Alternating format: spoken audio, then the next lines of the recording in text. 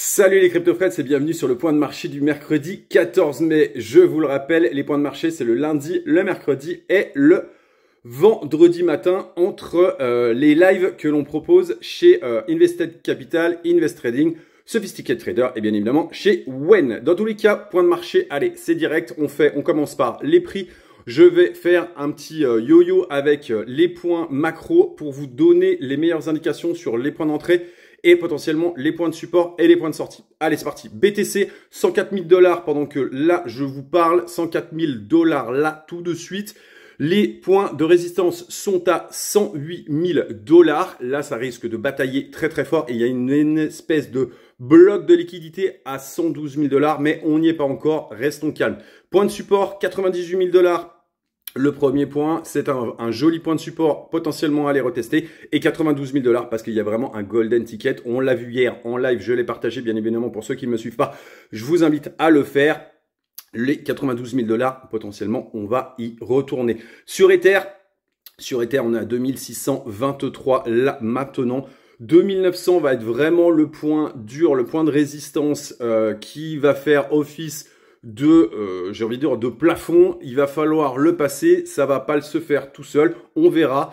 Donc restons prudents. Il y a un joli support à 2300 $ qui risque d'être retesté potentiellement et bien sûr à 2100 $ serait vraiment le golden, la golden entry pour ceux qui sont sur le côté pour le moment. Dans tous les cas, au niveau macro, on a l'inflation US qui est un petit peu en dessous des attentes. Et ça, c'est plutôt bullish pour le marché des cryptos. Et c'est également bullish puisque les espoirs de taux, potentiellement, vont aller à la baisse. Donc ça, c'est plutôt cool.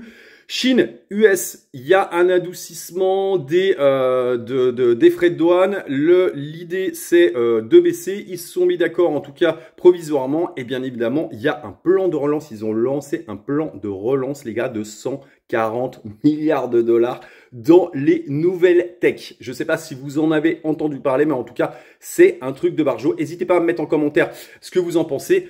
L'Europe, toujours sous pression, croissance allemande à l'arrêt, les marchés anticipent une baisse de taux, mais voilà, on ne sait pas trop. Et il y a un soutien direct au marché crypto, de toute manière, à un moment ou à un autre, il va falloir qu'ils sautent le pas, ces chers bruxellois, n'est-ce pas? Les rendements US, continuent à pousser, les obligations continuent à pousser. Il y a un truc intéressant par rapport à ça, c'est que on a le gold qui est toujours sous pression, qui, je pense, a fait un top de marché. Et on a notre cher dollar qui a pumpé les 2-3 derniers jours, là, mais là, qui a pris une jolie douille aujourd'hui. Donc ça, c'est plutôt cool. Et bien évidemment, la news d'hier qui a fait quand même pumper le cours de Coinbase à 23%. C'est qu'il rejoint la grande cour du S&P 500 et c'est bravo à eux parce que c'est vraiment mérité. À savoir qu'ils sont en train d'acquérir des Rebit qui va les mettre en première position pour faire de l'option sur Bitcoin et Ethereum. Donc c'est vraiment un signal très très fort sur la légitimation du Web3. Dans tous les cas, j'espère que vous avez aimé cette vidéo.